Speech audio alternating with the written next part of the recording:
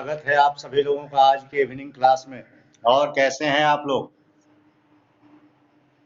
सभी लोग अच्छे हैं? आवाज सब तक क्लियर जा रही है? वीडियो क्लियर दिख रहा है? कल की तरह कोई परेशानी तो नहीं हो रही? भा, भानु प्रताप सिंह, कैमरा सामने रखिए अपने, चेहरा तो दिखे आपका। रजनीश कैमरा ऑन कर लीजिए। प्रियांशी, दिव्यांशी कैमरा ऑन कर लीजिए।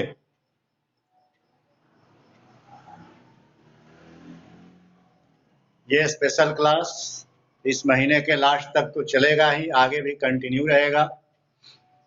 और खास करके ये एक डेमोन्स्ट्रेशन है उन स्टूडेंट्स के लिए जो कॉम्पिटिटिव एग्जाम के डायरेक्शन में अपने आप को ले जा रहे हैं। हाँ, ऋषभ कुमार सिंह, देख लिया मैंने आपको। हाथ नीचे कर लीजिए। Thank you. हाथ नीचे कर लिए, देख लिया आपको। तो जो स्टूडेंट्स 12th बोर्ड देने वाले हैं उनके लिए तो इम्पोर्टेंट क्लास ये है ही। साथ साथ IIT जेई मेन आपको जैसा पता होगा इस साल 4 सेशंस में इसके पेपर होंगे, फरवरी से लेकर के मई तक। फरवरी, मार्च, अप्रैल, मई 4 बार पेपर होंगे। 4 बार में जिन 2 एग्जाम्स में आप चाहें तो चारों में अप्लाई कर सकते हैं, चारों में पार्टिसिपेट कर सकते हैं, या कम से कम 2 एग्जाम में आपको बैठना पड़ेगा। 2 एग्जाम का जो मार्क्स आपका होगा उनको मिला करके मेरिट बनेगी। इसलिए कम से कम 2 सेशन का पेपर फरवरी से मई तक आपको देना होगा। इस चैनल के माध्यम से, इस लाइव क्लास के माध्यम से टोटल अपडेट आपको मिलता रहेगा, आपके सब्जेक्ट की पूरी जानकारी मिलती रहेगी, इसलिए इसको हमेशा ज्वाइन करके रखें। इसके साथ साथ यदि आप में से कोई नीट देना चाहता है, मेडिकल कोर्सेज करना चाहता है, तो उसके एंट्रेंस एग्जामिनेशन में 25% क्वेश्चंस फिजिक्स के होते हैं। उस फिजिक्स के लिए आपको इससे अच्छा प्लेटफॉर्म और कोई मिलने वाला नहीं है। अगर आप एक्स ग्रुप एयरफोर्स में जाना चाहते हैं तो फिजिक्स, केमिस्ट्री, मैथमेटिक्स से क्वेश्चंस पूछे जाते हैं, आपको पता होगा।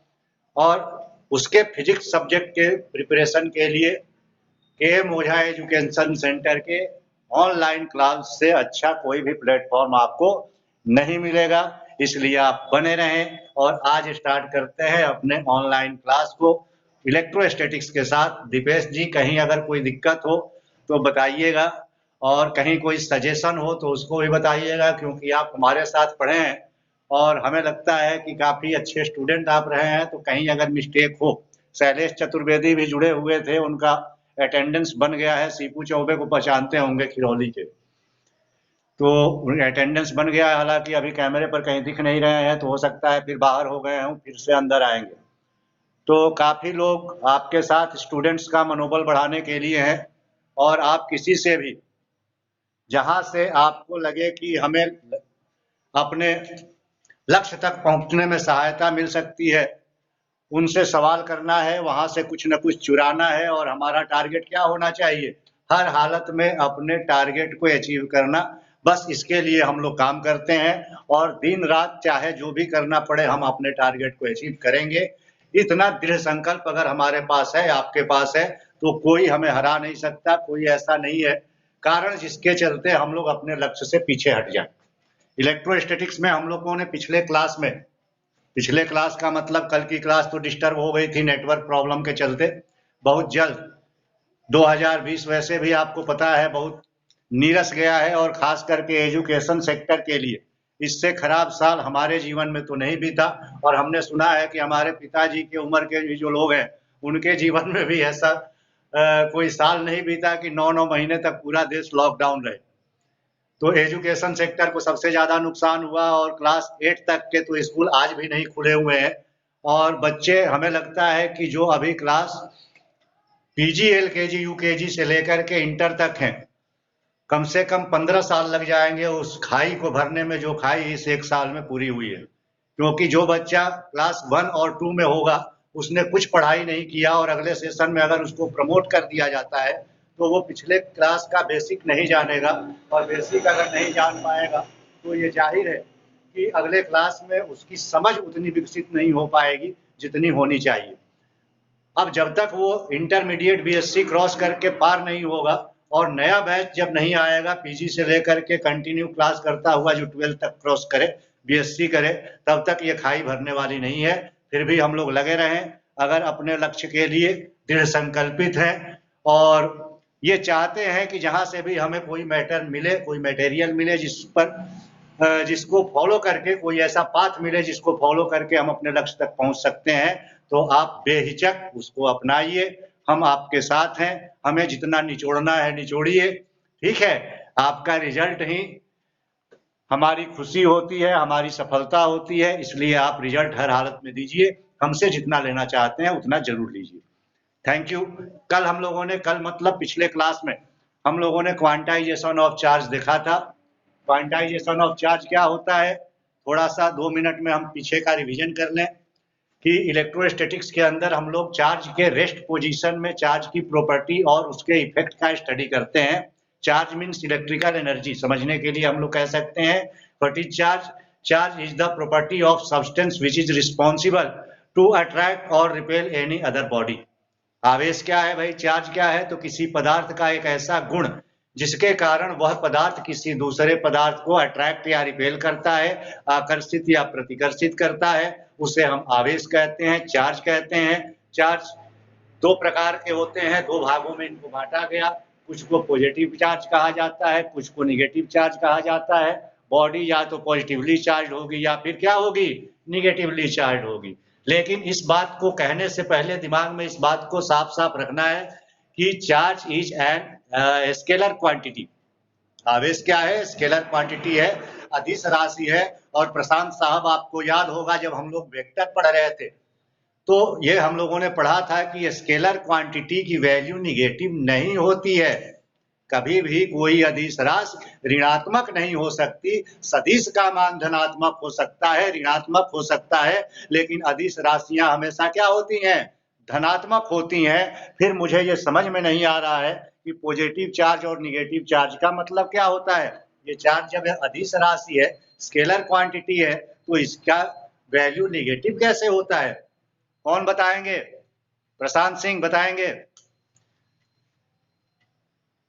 What do you understand by positive और नेगेटिव चार्जेस? धन आवेश और ऋण आवेश से क्या मतलब है आपका? लाइव क्लास का यही मतलब है, आप क्लासरूम का फीलिंग होना चाहिए। पूछिए, बताइए। सदिश वेक्टर एनालिसिस पढ़ा, तो वेक्टर एनालिसिस में ये पढ़ा कि कोई भी वेक्टर पॉजिटिव भी हो सकता है, निगेटिव भी हो सकता है, बट कोई स्केलर क्वांटिटी, कोई अदिश राशि कभी भी ऋणात्मक नहीं होती है। अदिश राशि का मान हमेशा धनात्मक होता है। आपको स्कूल से घर जाने में या घर से स्कूल जाने में कभी -15 मिनट नहीं लगा होगा, बताएं। तो ऋण आवेश का मतलब क्या हुआ, प्रशांत सिंह?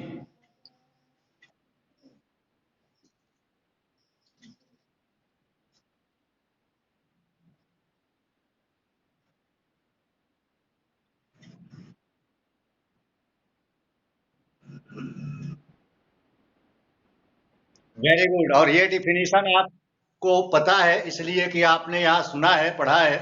बहुत कम ऐसी बुक्स हैं जिसके अंदर पॉजिटिव और नेगेटिव चार्ज का डिफिनीशन आपको मिलेगा। केवल चार्ज का डिफिनीशन मिलता है और नीचे एक लाइन लिखा हुआ होता है, there are 2 types of charges, number 1 is positive charge and other 1 is negative charge. आवेश 2 प्रकार के होते हैं, पहला धन आवेश और दूसरा ऋण आवेश। यहाँ धन और ऋण आवेश की जब हम बात करते हैं तो वेक्टर में जब पॉजिटिव निगेटिव की बात करते हैं तो वहां निगेटिव सिंबल का मतलब होता है अपोजिट डायरेक्शन। बट चार्ज में जब निगेटिव चार्ज की बात करते हैं तो अपोजिट डायरेक्शन नहीं होता, क्योंकि चार्ज के पास तो डायरेक्शन ही नहीं है, स्केलर क्वांटिटी है। चार्ज का वैल्यू पॉजिटिव निगेटिव कहने का मतलब है कि जब सराउंडिंग के रेस्पेक्ट चार्ज अमाउंट किसी बॉडी का एक्सेस होगा तो उसके चार्ज को पॉजिटिव चार्ज कहेंगे। और चार्ज अमाउंट अगर किसी बॉडी का सराउंडिंग के रेस्पेक्ट लेस होगा, कम होगा, तो उसके चार्ज को हम लोग क्या कहेंगे, निगेटिव चार्ज कहेंगे। Very good. किसी वस्तु के ऊपर हम लोगों ने पढ़ा था क्या कि चार्ज अमाउंट एक इलेक्ट्रॉन या एक प्रोटॉन का चार्ज जो प्लस माइनस ई होता है उसके इंटीजर नंबर के मल्टीपल के बराबर होता है, where integer number is the number of electrons which are transferred from any one body to another.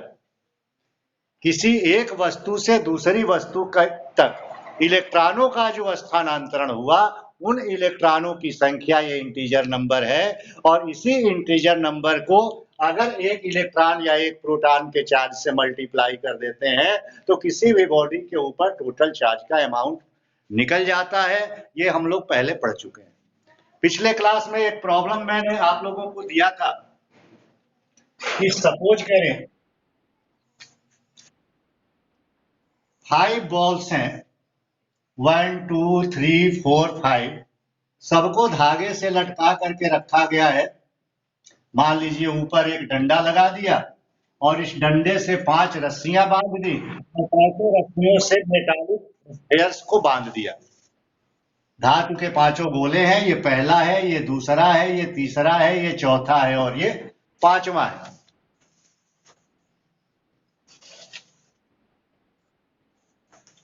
पांचों के ऊपर कुछ ना कुछ चार्ज हो सकता है, नहीं भी हो सकता है।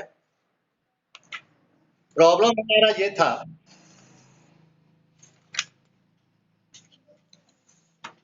कि इन 5 चार्ज में से अगर चार्ज नंबर 1 और 5th को एक दूसरे के साथ रखते हैं, 1 और 2nd, फर्स्ट और सेकंड को एक दूसरे के साथ रखते हैं तो दोनों के बीच अट्रैक्शनल फोर्स वर्क करता है, आकर्षण बल काम करता है। जब हम सेकंड को और 4th को एक साथ रखते हैं तो भी इनके बीच में एक अट्रैक्शनल फोर्स वर्क करता है, आकर्षण बल काम करता है। जब हम स्फीयर 4th और 1st को एक साथ रखते हैं तो भी इनके बीच क्या होता है, अट्रैक्शनल फोर्स काम करता है। 3 स्थितियां दी गई हैं अट्रैक्शनल फोर्स के लिए, आकर्षण बल के लिए। इन 5 गोलों में से इस पहले और दूसरे गोले को जब पास रखते हैं तो दोनों के बीच अट्रैक्शनल फोर्स वर्क करता है, आकर्षण बल काम करता है। जब दूसरे और चौथे गोले को एक दूसरे के नजदीक रखते हैं तो दोनों के बीच अट्रैक्शनल फोर्स वर्क करता है, दोनों एक दूसरे को आकर्षित करते हैं। जब 4th और 1st गोले को चौथे को और पहले को एक दूसरे के नजदीक रखते हैं, कृपया आप लोग अपना अपना माइक ऑफ कर लें, जब बात करना होगा तो आप माइक ऑन कीजिएगा, काफी साउंड आ रहा है। तो 4th और 1st स्फीयर को पहले और चौथे गोले को जब एक दूसरे के पास रखते हैं तो दोनों के बीच में आकर्षण होता है। लेकिन जब दूसरे और तीसरे गोले को एक साथ रखते हैं, सेकेंड और 3rd स्फीयर को एक दूसरे के साथ रखते हैं तो दोनों के बीच में रिपल्सन फोर्स वर्क करता है, प्रतिकर्षण बल काम करता है। और ठीक उसी तरह से जब चौथे और पांचवें गोले को एक साथ रखते हैं तो दोनों के बीच में क्या वर्क करता है, रिपल्सन फोर्स, प्रतिकर्षण बल। आपको बताना यह है कि इस पहले गोले पर कैसा आवेश है, पॉजिटिव चार्ज है या नेगेटिव चार्ज है, या फर्स्ट स्फीयर आपका क्या है, उदासीन है, न्यूट्रल है। सवाल बिल्कुल साफ समझ में आ रहा है? कोई ऐसा भी है जिसको प्रॉब्लम समझ में नहीं आ रहा? धातु के 5 गोले हैं, पांचों पर 1 2 3 4 5 नंबरिंग किया गया है। जब पहले और दूसरे गोले को एक दूसरे के संपर्क में, इसको ऐसे समझें, जब ये फर्स्ट स्फीयर है और ये सेकेंड स्फीयर है, दोनों को एक दूसरे के पास रखते हैं तो ये दोनों एक दूसरे को आकर्षित करते हैं, अट्रैक्ट करते हैं। उसी तरह से जब दूसरे और चौथे गोले को सेकेंड और 4th स्फीयर को एक दूसरे के नजदीक रखते हैं तो भी इन दोनों के बीच एक आकर्षण बल काम करता है। उसी तरह जब चौथे स्फीयर को फर्स्ट स्फीयर के साथ, पहले गोले के साथ रखते हैं तो भी इनके बीच आकर्षण बल काम करता है। 3 स्थितियां आकर्षण की दी गई हैं। साथ में 2 और केसेस दिए गए हैं कि जब हम सेकेंड और थर्ड स्फीयर को तीसरे और चौथे को, सॉरी, दूसरे और तीसरे स्फीयर को एक दूसरे के पास रखते हैं तो दोनों के बीच में प्रतिकर्षण बल काम करता है, रिपल्सन फोर्स काम करता है। और जब चौथे और पांचवें गोले को फिफ्थ और फोर्थ स्फीयर को एक दूसरे के पास रखते हैं तो यहां भी दोनों के बीच में रिपल्सन फोर्स काम करता है, प्रतिकर्षण बल काम करता है। अगर कंपटीशन फेस करना है तो इस तरह के रीजनिंग टाइप प्रॉब्लम्स को सॉल्व करना पड़ेगा हमें। आपको ये बताना है इन स्थितियों को देख करके कि गोला पहला जो है, फर्स्ट स्फीयर जो है, वो पॉजिटिवली चार्ज है, धनावेशित है, या नेगेटिवली चार्ज है, ऋणावेशित है, या फिर ये न्यूट्रल है, इस पर कोई आवेश नहीं है, मतलब इस पर चार्ज अमाउंट 0 है। जी, जिनको उत्तर समझ में आएगा एक्सप्लेनेशन के साथ वो हाथ उठाएंगे। 2 मिनट आपको दिया जाता है।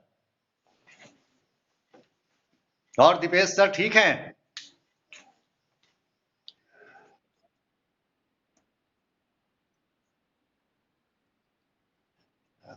रिकॉल हो जाता है ना, बहुत दिन के बाद रिकॉल हो जाता है। जी, हर्षित शुक्ला, हाँ अभिषेक बताएंगे। बताइए अभिषेक, माइक ऑन कर लीजिए, बताइए। प्रशांत का भी हाथ उठ रहा है। पहले अभिषेक, उसके बाद प्रशांत। पहले अभिषेक जी। आपकी आवाज कट के आ रही है, फिर से बोलिए।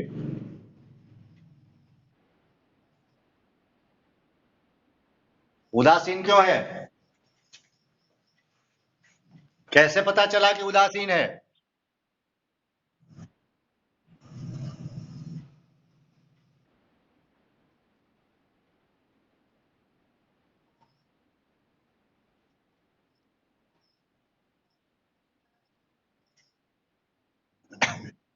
चलिए, आपकी आवाज थोड़ी कट कट करके आ रही है, प्रशांत सिंह से सुन लेते हैं। जस्ट ए मिनट, आपका आवाज थोड़ा कट के आ रहा है, प्रशांत सिंह की आवाज शायद क्लियर आएगी। बताएं प्रशांत सिंह, आप हाथ उठा रहे थे। जी, उदासीन होगा? क्या बात है, एक ही बैच में पढ़ते हैं आप लोग, इसलिए उदासीन होगा। सुटेबल रीजन दीजिए, कारण बताएं, कैसे आपको पता चला कि ये उदासीन होगा?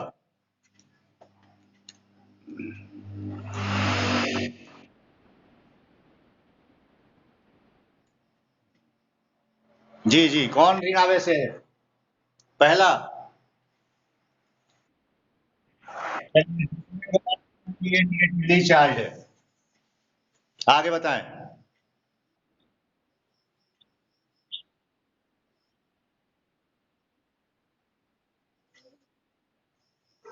चलिए, थोड़ी देर बाद फिर आपके पास आते हैं। और किसी के पास उत्तर है? रजनीश, क्या बता सकते हैं आप? पहले गोले के ऊपर कैसा चार्ज होगा? पॉजिटिव चार्ज होगा या नेगेटिव चार्ज होगा या नो चार्ज होगा, कोई आवेश नहीं होगा?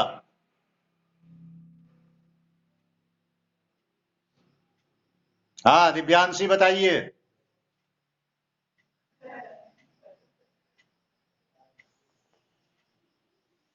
क्या लग रहा है आपको? नेगेटिव चार्ज होना चाहिए, फर्स्ट स्फीयर के ऊपर नेगेटिव चार्ज होना चाहिए। दो लोगों ने बताया कि न्यूट्रल होना चाहिए। कोई और? संजय जी, होमवर्क किया होगा, 48 घंटा मिल गया, शायद 48 घंटा से ज्यादा मिल गया है। माइक आपका ऑफ है, माइक ऑन कर लीजिए। आपका माइक ऑफ है संजय कुमार जी। बताएं,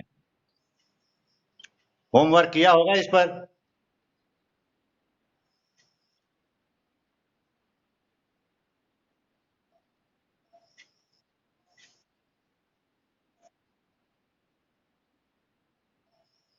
हाँ, नहीं नहीं नहीं नहीं, फर्स्ट और सेकंड, एक मिनट, फर्स्ट और सेकंड के बीच में अट्रैक्शनल फोर्स वर्क कर रहा है, सेकंड और थर्ड के बीच में रिपल्सन फोर्स वर्क कर रहा है। पहला दूसरा आकर्षित करता है और दूसरा तीसरा रिपल्सन फोर्स लग रहा है।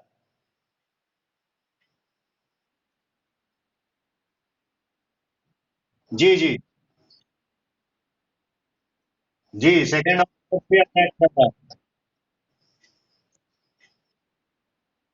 पहले तो आप आंसर बताएं। पहले एक्सप्लेनेशन बाद में। एक्सप्लेनेशन बाद में, पहले तो आप आंसर बताएं कि आप कंक्लूजन क्या निकाला आपने। ये फर्स्ट जो स्फेयर है, ये पॉजिटिवली चार्ज है या निगेटिवली चार्ज है या फिर न्यूट्रल है?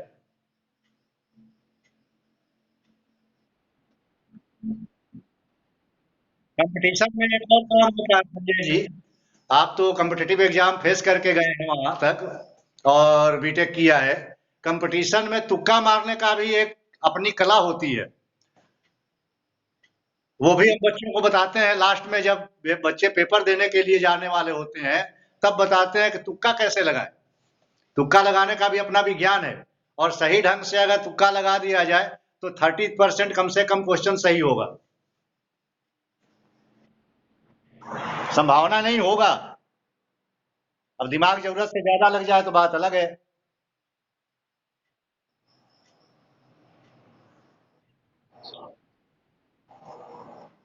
ऋषभ जी हमारे साथ में, ऋषभ बताएंगे। ऋषभ, शिवानी कुशवाहा, खुशी, क्या लग रहा है आपको? खुशी गौर, क्या होना चाहिए? निगेटिव चार्ज होना चाहिए फर्स्ट स्फेयर पर। निगेटिव चार्ज क्यों होना चाहिए? कैसे आपको पता चला निगेटिव चार्ज होना चाहिए?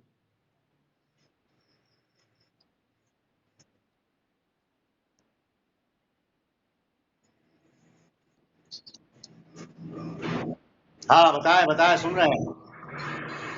आपको सुन रहे हैं, आप बताइए। पहले पे ऋण आवेश दे दिया, ओके। दूसरे पे धन आवेश दे दिया। दूसरे पे धन आवेश दे दिया, ठीक किया। और आगे? तो दोनों। हाँ। तीसरे पे क्या किया? तीसरे पर धन आवेश ले लिया, वेरी गुड। और चौथे के ऊपर ऋण आवेश ले लिया, वेरी गुड।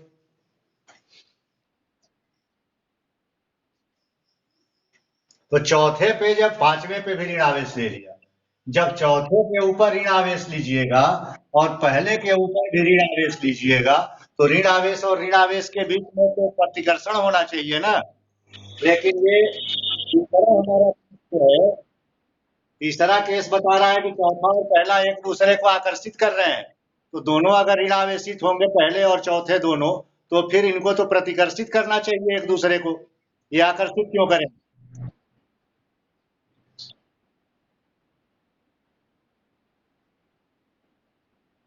जी जी जी बिल्कुल। निगेटिव निगेटिव है तो रिपेल करेंगे, लेकिन यहाँ यहाँ जो, एक मिनट, यहाँ जो कंडीशन दिया है, कंडीशन नंबर 3, इस कंडीशन नंबर 3 में बताया जा रहा है कि फोर्थ स्पेयर फर्स्ट स्पेयर को रिपेल कर रहा है, दूर भगा रहा है। तो दूर भगा रहा है तो इसका, सॉरी, अट्रैक्ट कर रहे हैं। और अट्रैक्ट तो अपोजिट चार्ज करेगा ना। आपने दोनों के ऊपर नेगेटिव चार्ज दे दिया जी। बताइए।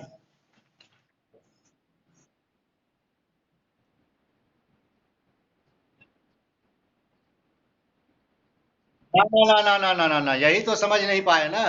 सवाल में कहा जा रहा है कि जब पांचों में से पहले और दूसरे को एक दूसरे के नजदीक रखा जाता है तब आकर्षण होता है। जब दूसरे और चौथे को एक दूसरे के पास रखा जाता है, मतलब बाकी सबको हटा दिया जाता है, दूसरे और चौथे को रखा जाता है तब आकर्षण होता है। चौथे और पहले को रखा जाता है पास पास, तब आकर्षण होता है। लेकिन जब दूसरे और तीसरे को नजदीक रखा जाता है तो प्रतिकर्षण होता है। और पांचवें और चौथे को जब पास रखा जाता है तब प्रतिकर्षण होता है। तो पहले गोले पर क्या है? ऐसा नहीं है कि पांचों ऐसे टंगे हुए हैं। इसमें से दो दो का युग्म बनाया गया, पेयर बनाया गया, और तब देखा गया कि ऐसी स्थितियां उत्पन्न हो रही हैं। जी, रजनीश साहब बताएं।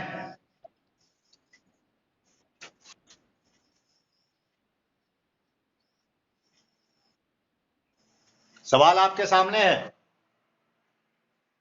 5 धातु के गोले हैं, 1 2 3 4 5 नंबरिंग दिया हुआ है।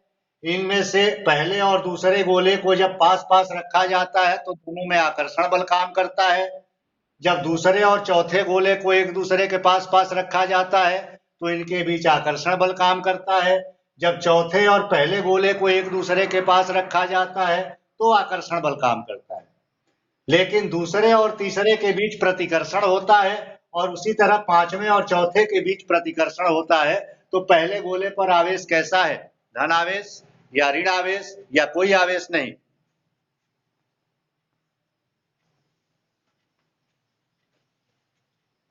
जी, ऐसे लड़ाई कराई जाती है दीपेश साहब, तब बच्चे सीखते हैं। आपस में जब लड़ेंगे तो कॉन्फिडेंस बढ़ेगा। बाकी लाइव क्लास में तो टीचर आते हैं और बस बोलते बोलते चले जाते हैं। समझ में आया तो ठीक, नहीं समझ में आया तो ठीक। हमने सोचा कि बच्चों से मिल करके हम भी कुछ सीखें। शिवानी कुशवाहा, बताइए।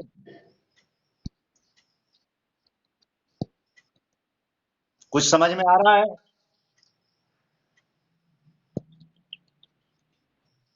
कुछ समझ में आ रहा है?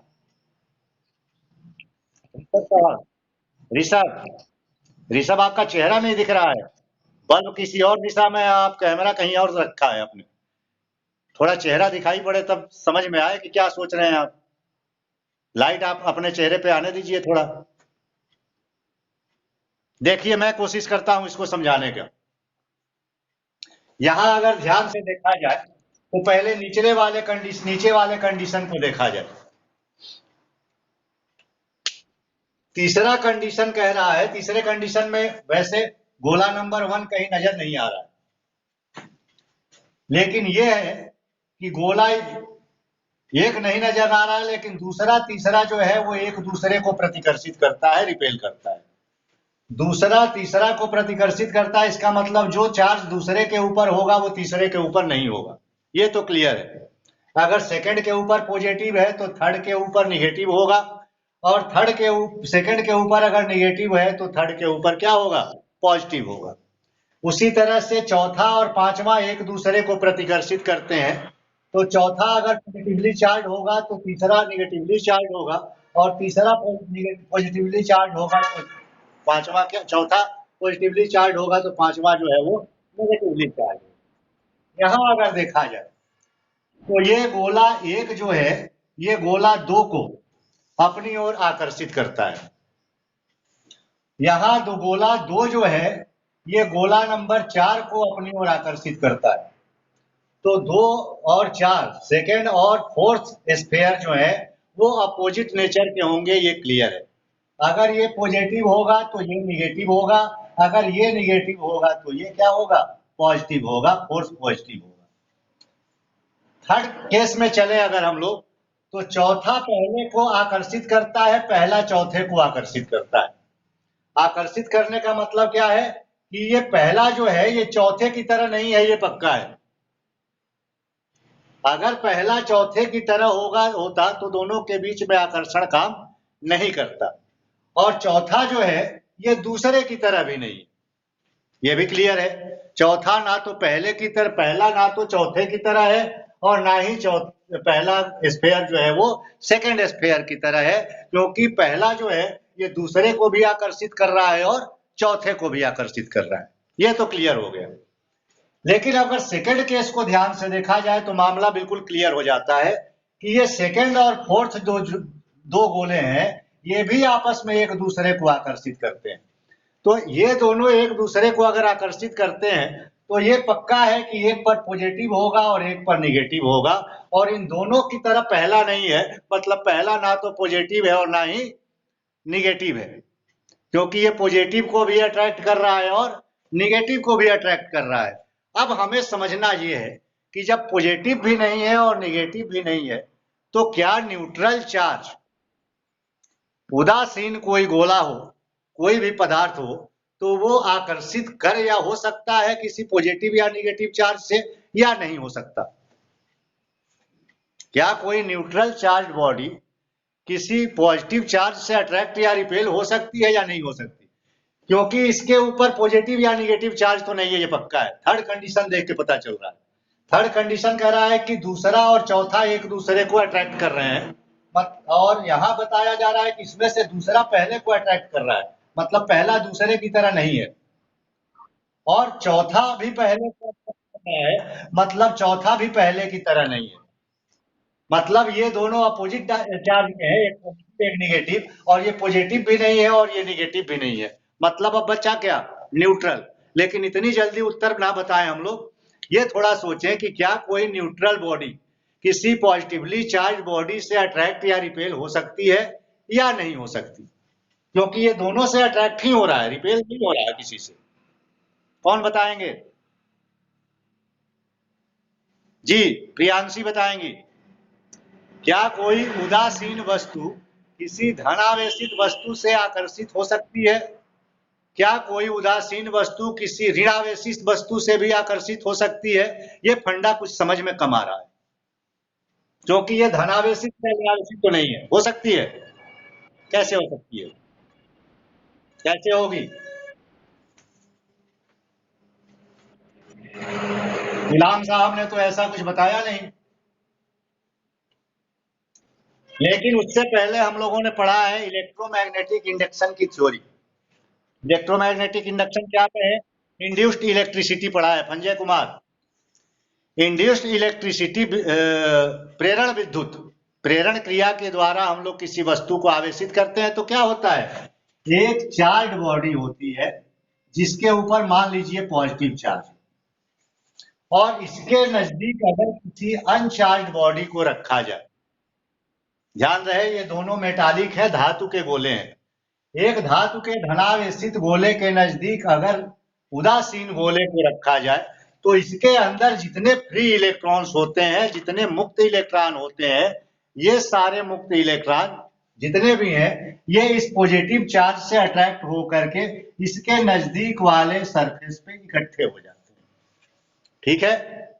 जब किसी अनचार्ज बॉडी को किसी पॉजिटिवली चार्ज बॉडी के नजदीक रखा जाता है, तो इस पॉजिटिवली चार्ज बॉडी के इलेक्ट्रोस्टैटिक फील्ड के अंदर आने के कारण इसके अंदर जितने फ्री इलेक्ट्रॉन्स हैं, जितने मुक्त इलेक्ट्रॉन हैं, वो सभी इसके पॉजिटिव चार्ज के पास वाला जो इसका सरफेस है, इस सरफेस पर इकट्ठे हो जाते हैं, और इस सरफेस के ऊपर इकट्ठे होंगे तो अपोजिट सरफेस क्या हो जाता है?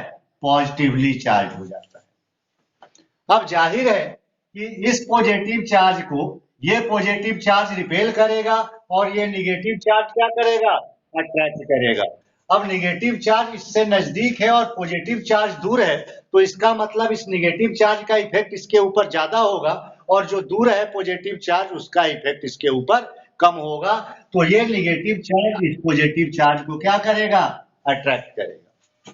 बात समझ में आ रही है?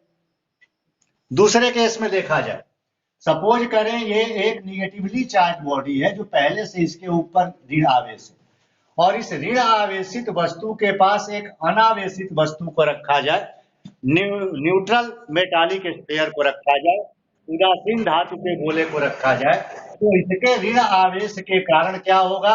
इसके अंदर के जितने भी मुक्त इलेक्ट्रॉन हैं, वो सारे मुक्त इलेक्ट्रॉन प्रतिकर्षित होंगे, रिपल्सन फोर्स उनके ऊपर वर्क करेगा, और जो पॉजिटिव चार्ज के पास रखने पर इसके पास वाले सरफेस पे आते थे, अब क्या हो जाएंगे? इसके दूर वाले सरफेस पे चले जाएंगे। और जैसे ही यहां से अपना पोजीशन डिस्प्लेस्ड करेंगे, अपने पोजीशन से डिस्प्लेस्ड होंगे, खाली करेंगे जगह इस साइड का, ये यहाँ जो एटम होंगे वो क्या हो जाएंगे? पॉजिटिवली चार्ज, मतलब निगेटिवली चार्ज बॉडी के नजदीक वाला जो सरफेस है वो धनावेशित हो जाएगा, और इस ऋण आवेश और धन आवेश के बीच में एक आकर्षण बल काम करेगा। मतलब ऋण आवेश भी उदासीन को अपनी ओर आकर्षित कर सकता है, और धन आवेश भी उदासीन वस्तु को अपनी ओर आकर्षित कर सकता है। जैसे सोडियम क्लोराइड NaCl और NaCl को रखा जाए, तो ये NaCl क्या है? उदासीन है, ये भी NaCl उदासीन है, लेकिन इसका क्लोरीन के ऊपर जो आंशिक निगेटिव चार्ज होता है, डेल्टा निगेटिव चार्ज होता है, और सोडियम के ऊपर जो डेल्टा पॉजिटिव चार्ज होता है, उसके कारण इन दोनों के बीच में एक आकर्षण बल काम करता है, और उस आकर्षण बल के कारण दोनों एक दूसरे से नजदीक हो जाते हैं, पास पास आ जाते हैं और एक क्रिस्टलीन स्ट्रक्चर का निर्माण करते हैं। ज्यादा दूर जाने की जरूरत नहीं है। ये मार्कर पेन है हमारा, इसको बाल में अगर इस तरह से रगड़ दिया जाए तो बाल में रगड़ करके नीचे धूल रखी हो या कागज के छोटे छोटे टुकड़े रखे हो, उसके नजदीक करने पर वो धूल कण या कागज के छोटे छोटे टुकड़े क्या होते हैं, इस मार्कर से या कंघा आपने रखा होगा जिससे बाल ठीक करते हैं, तो उस कंघे से चिपकने लगते हैं। हम लोग छोटे छोटे थे तो बहुत ये सब काम किया करते थे। अब आप बताएं, क्या कागज का वो छोटा टुकड़ा धनावेशित या ऋणावेशित था? क्या धूल कण धनावेशित या ऋणावेशित होते हैं इसलिए चिपकते हैं? नहीं, वो उदासीन होते हैं, लेकिन NaCl की तरह डाइपोल बनाते हैं। किसी एक सिरे पर पॉजिटिव चार्ज, दूसरे सिरे पर निगेटिव चार्ज प्रेरित होता है, और अपोजिट चार्ज नजदीक नजदीक होने के कारण दोनों के बीच में एक अट्रैक्शनल फोर्स वर्क करता है, और उस अट्रैक्शनल फोर्स के कारण ये उदासीन पदार्थ जो है वो धनावेश से भी आकर्षित होता है और ऋण आवेश से भी आकर्षित होता है। बात समझ में आ रही है? कहीं कोई कंफ्यूजन बताइएगा। क्लियर है? रजनीश, कैमरा ऑन कर लीजिए। थैंक यू, धन्यवाद, बहुत बहुत धन्यवाद।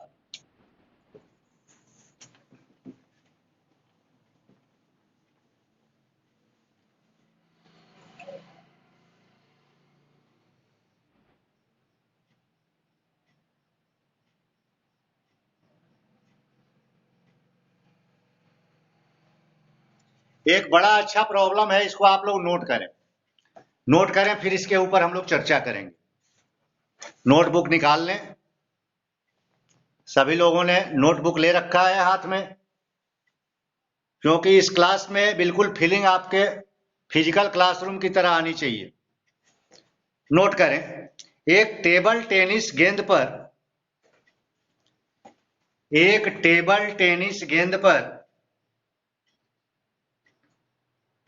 चालक पदार्थ का लेप चढ़ाकर, एक टेबल टेनिस गेंद पर चालक पदार्थ का लेप चढ़ाकर एक धागे की सहायता से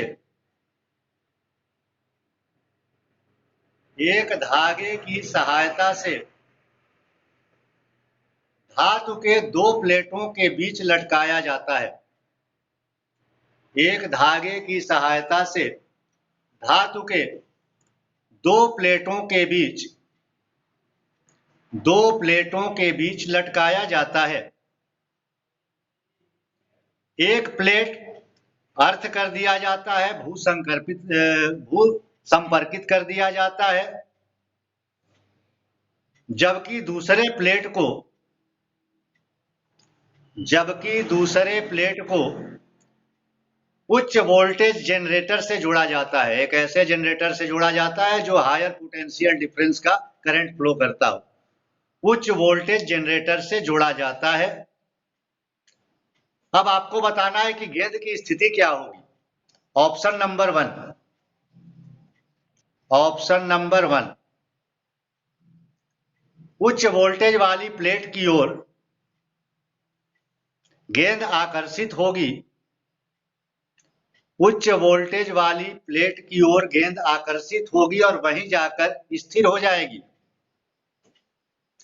उच्च वोल्टेज वाली प्लेट की दिशा में गेंद आकर्षित होगी और वहीं जाकर रुक जाएगी। ऑप्शन नंबर 2, दूसरा, गेंद स्थिर लटकी रहेगी, मतलब दोनों में से किसी भी प्लेट से आकर्षित नहीं होगी। गेंद स्थिर लटकी रहेगी, मतलब दोनों में से कोई भी प्लेट उसको आकर्षित नहीं करेगा। तीसरा, थर्ड ऑप्शन इज दोलन करती रहेगी और बारी बारी से दोनों प्लेटों से टकराती रहेगी, दोलन करती रहेगी, दोलन दोलन ऑक्सीलेशन, दोलन करती रहेगी, हिलती रहेगी और बारी बारी से दोनों प्लेटों से टकराती रहेगी। लास्ट ऑप्शन है इनमें से कोई नहीं। इन तीनों में जो बताया गया वो कुछ नहीं करेगी, कुछ और चौथा अपने हिसाब से करेगी। क्या होगा, क्या लगता है?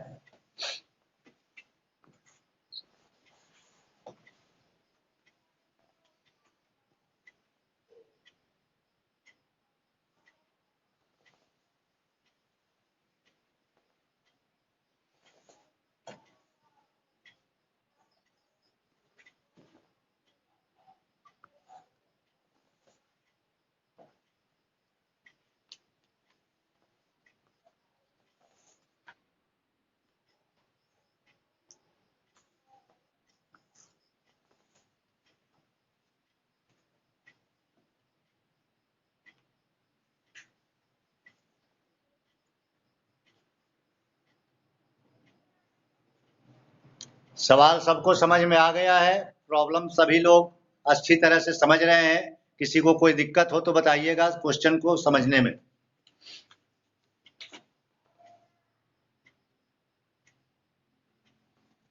ऋषभ सिंह कुछ बताइए। ऋषभ सिंह कुछ बोल नहीं रहे हैं, क्या कहना चाहेंगे?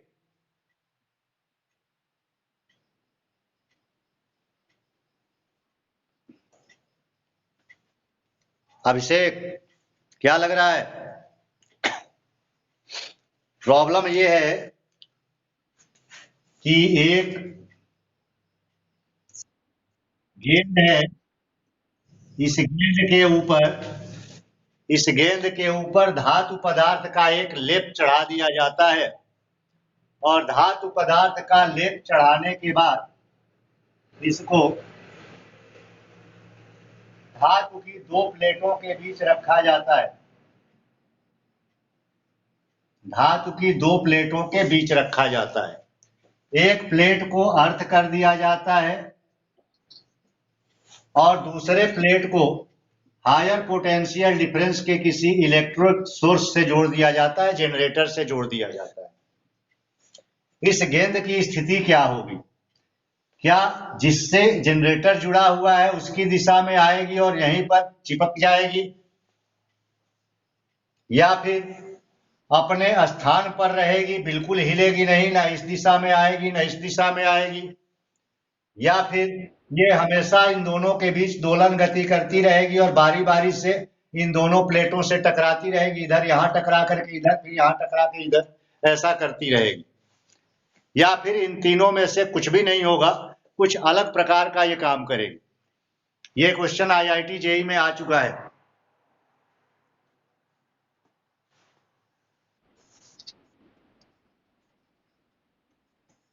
जी हर्षित शुक्ला जी कुछ बताएंगे? शुक्ला साहब।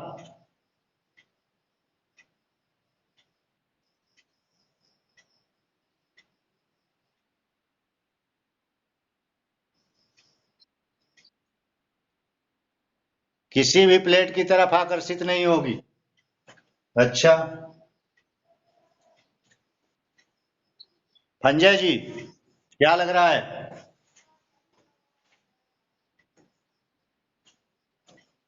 माइक ऑन कर लीजिए। जी, दोलन गति करती रहेगी, दोनों से टकराती रहेगी, रुकेगी नहीं। चलिए आगे देखते हैं। और रुक जाएगी? रुकेगी कैसे जब करती रहेगी तो? दिव्यांशी और प्रियांशी बताएंगे, क्या लगता है? एक ही स्थान पर रुकी रहेगी? रुकी रहेगी? खुशी, क्या लग रहा है?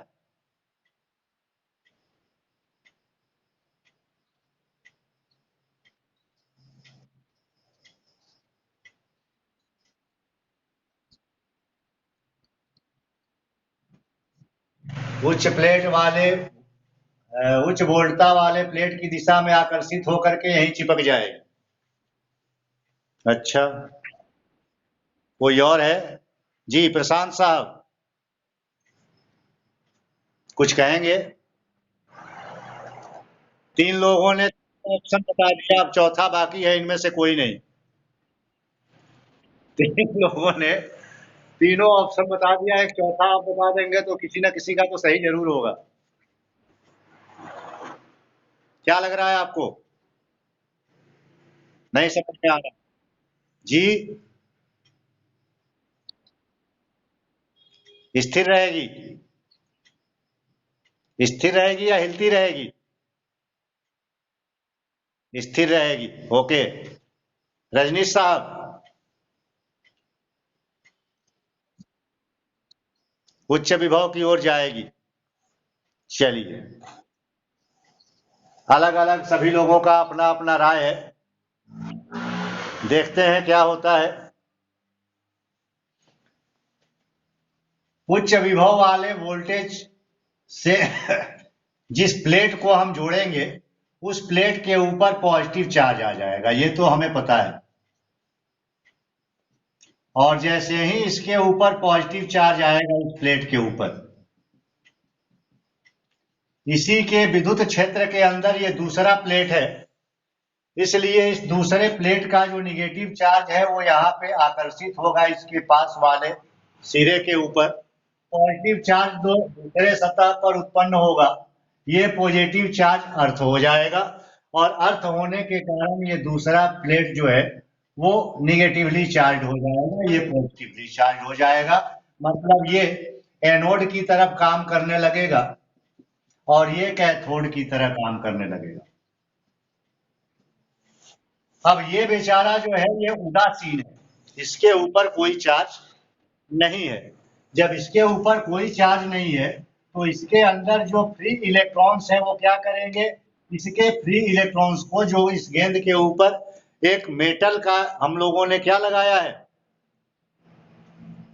मेटल का लेयर लगाया है, एक परत चढ़ा दी है, उस मेटल के परत के ऊपर जो मुक्त इलेक्ट्रॉन है उन मुक्त इलेक्ट्रॉन को इस दिशा में क्या करेगी, भगाएगी।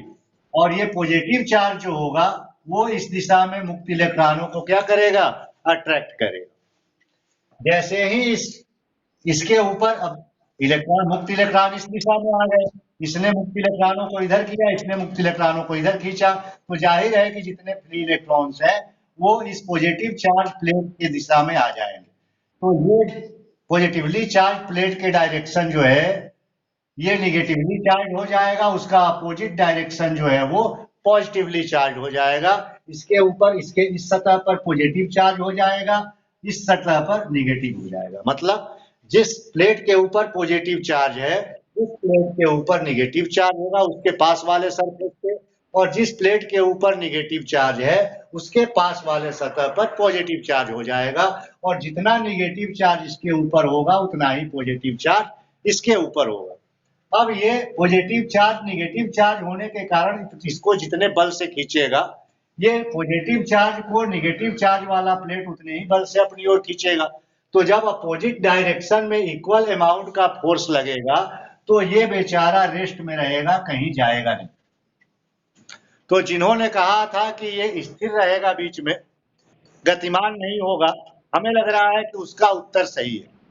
लेकिन इसी से जुड़ा हुआ एक और सवाल कि अगर इस गोले को थोड़ा सा इस दिशा में खिसका करके तब छोड़ दिया जाए पॉजिटिव चार्ज प्लेट के, मतलब डिस्टेंस पॉजिटिव चार्ज से इसकी कम हो जाए और नेगेटिव चार्ज से इसकी का डिस्टेंस ज्यादा हो जाए, तब क्या होगा, तब ये पॉजिटिवली चार्ज प्लेट इसको अपनी ओर अट्रैक्ट करेगा, और अट्रैक्ट करेगा तो ये इसमें जाकर के टकराएगा। अब क्या होगा, क्या ये यहीं रुकेगा या फिर वापस आएगा? तो चूंकि इस बॉल के ऊपर धातु का एक लेयर है, मेटल का एक लेयर है, इसलिए हम लोग जानते हैं कि किसी आवेशित पदार्थ के संपर्क में दूसरे आवेशित पदार्थ या अनावेशित पदार्थ को लाते हैं, दोनों अगर चालक हो तो दोनों के ऊपर आवेश क्या होता है, बराबर बराबर बढ़ जाता है। ठीक है, अब बराबर बराबर जब बढ़ जाता है तो ये न्यूट्रल बॉडी जब इसके संपर्क में आएगी तो चूंकि इसके सतह पर धातु का लेप है, इसलिए ये इससे पॉजिटिव चार्ज ले लेगा। जब इससे पॉजिटिव चार्ज ये ले लेगा तो पॉजिटिव पॉजिटिव चार्ज के बीच में प्रतिकर्षण होगा। प्रतिकर्षण होगा तो ये फिर दौड़ करके आएगा कहाँ? निगेटिवली चार्ज प्लेट के पास। जैसे ही निगेटिवली चार्ज प्लेट के पास आएगा, ये अपने पॉजिटिव चार्ज को निगेटिवली चार्ज प्लेट को दे देगा, या ये कहें कि इससे मुक्त इलेक्ट्रॉनों को ले लेगा। जैसे ही मुक्त इलेक्ट्रॉनों को लेगा, ये फिर से अनचार्ज हो जाएगा और फिर आएगा दूसरी तरफ इसका चार्ज लेकर के निगेटिव चार्ज। अब निगेटिव चार्ज इस पर भी, निगेटिव चार्ज इस पर भी, क्योंकि इस पर निगेटिव चार्ज ज्यादा है, इस पर कम है, तो चार्ज तो भाई बराबर बराबर बटेगा। तो इस पर जैसे ही निगेटिव चार्ज आएगा, फिर ये यहाँ से भागेगा, यहाँ से भाग करके पॉजिटिव चार्ज प्लेट के पास आएगा, फिर पॉजिटिव चार्ज प्लेट से पॉजिटिव चार्ज लेगा और फिर यहाँ से प्रतिकर्षित होकर के निगेटिव चार्ज, मतलब ये दोनों के बीच में दोलन गति करता रहेगा और बार बार दोनों प्लेटों से टकराता रहेगा। लेकिन कब? जब इसको थोड़ा सा पॉजिटिव या थोड़ा सा निगेटिव चार्ज के दिशा में विस्थापित किया जाएगा, तब ठीक दोनों के बीच में अगर ये है, दोनों प्लेट पे इसका डिस्टेंस अगर इक्वल होगा, तो ये ना पॉजिटिव चार्ज की तरफ जाएगा और ना निगेटिव चार्ज की तरफ जाएगा। कंसेप्ट क्लियर हो रहा है? कंसेप्ट क्लियर हो रहा है या कोई दिक्कत हो रही है किसी को? ओके, अब इसमें समझ में, शिवानी कुशवाहा समझ में आ रहा है? संजय कुछ बताएंगे? ठीक है ना? क्लियर है? बिल्कुल, ये तो आसान था कि अगर डिस्टेंस बराबर रहेगा तो जितना इस निगेटिव चार्ज का इफेक्ट होगा उतना ही पॉजिटिव चार्ज का इफेक्ट होगा, ये रेस्ट में रहेगा। लेकिन थोड़ा सा भी अगर हमने इसको किसी एक डायरेक्शन में कर दिया तो दूसरे का चार्ज का इफेक्ट ज्यादा हो जाएगा, और दूसरे का इफेक्ट जब ज्यादा हो जाएगा, अब इसके पहले वाले प्रॉब्लम में हम लोगों ने चर्चा किया था क्या, कि न्यूट्रल बॉडी को पॉजिटिव चार्ज भी आकर्षित करता है और निगेटिव चार्ज भी आकर्षित करता है। तो जब दोनों इसको आकर्षित करेंगे, ये ठीक बीच में है, तो ये बेचारा यहीं रहेगा। लेकिन थोड़ा सा अगर डिस्प्लेस कर दे, एक से दूरी थोड़ी कम कर दे, दूसरे से दूरी ज्यादा कर दे, तो जिससे दूरी कम होगी उस दिशा में जाएगा, वहां जाकर के टकराएगा, टकराएगा तो उससे चार्ज ले लेगा। अब दोनों पॉजिटिवली चार्ज हो गए, तो पॉजिटिव पॉजिटिव चार्ज के बीच में रिपल्सन होगा, फिर भागेगा निगेटिव चार्ज की तरफ। निगेटिव चार्ज से टकराएगा तो इससे निगेटिव चार्ज ले लेगा, तो निगेटिव चार्ज दोनों हो जाएंगे, फिर ये भागेगा, फिर भागेगा तो क्या होगा, फिर पॉजिटिव के पास आएगा। यही ये करता रहेगा रात दिन, और इसका पेट भरेगा नहीं। कभी पॉजिटिव चार्ज से पॉजिटिव चार्ज को उठा करके निगेटिव चार्ज तक पहुंचाएगा, निगेटिव मतलब एक मैसेंजर की काम करेगा, पोस्टमैन की तरह व्यवहार करेगा, इसका आवेश उसको और उसका आवेश इस तक पहुंचाता रहेगा। ठीक है, किसी को कोई दिक्कत तो नहीं है? आज टाइम ज्यादा हो गया, 2 ही प्रॉब्लम हम लोगों ने किया, लेकिन हमें लगता है कि इस तरह के बहुत सारे क्वेश्चंस और बनाए जा सकते हैं और पूछे जाते हैं कॉम्पिटिटिव एग्जामिनेशंस में, तो उनका कंसेप्ट हमको इस 2 सवाल के बेसिक कंसेप्ट से मिल जाएगा। और आप लोगों ने कभी कॉम्पिटिटिव एग्जाम नहीं दिया है, इसलिए आपको पता नहीं है। संजय कुमार, इस तरह के प्रश्न पूछे जाते हैं? सवाल हर साल हर कॉम्पिटिटिव एग्जाम में अगर फिजिक्स है इंटर लेवल का, तो इस टाइप के क्वेश्चन जरूर पूछे जाते हैं, इसलिए इसको पकड़ करके रखिए। इस 2 सवाल को समझने से 1 घंटे में आपका एक क्वेश्चन अगर मिल जाता है तो आप जेईई में 4 नंबर लेके आते हैं, और 4 नंबर 15 लाख विद्यार्थियों में कई लाख से ऊपर या कई लाख से नीचे कर देता है आपको। इसलिए थोड़ा कॉन्सेंट्रेशन बना करके बेसिक चीजों पर ध्यान दिया जाए, और ऐसे ही कल फिर मिलेंगे और फिर अगले किसी समस्या के ऊपर हम लोग चर्चा करेंगे, जो इसी बेसिक कंसेप्ट पर रीजनिंग टाइप होगा। और 12th एग्जाम में वैसे क्वेश्चंस कम ही पूछे जाते हैं, लेकिन कंपटीशन में इसी तरह के प्रश्न पूछे जाते हैं। आप लोग अपने फ्रेंड्स को भी बताइएगा, और रेगुलर क्लास नए साल में शुरू होने वाला है, उसके बारे में भी बताइएगा। फिर कल मिलते हैं 8 बजे, तब तक के लिए good night. Thank you. Thank you.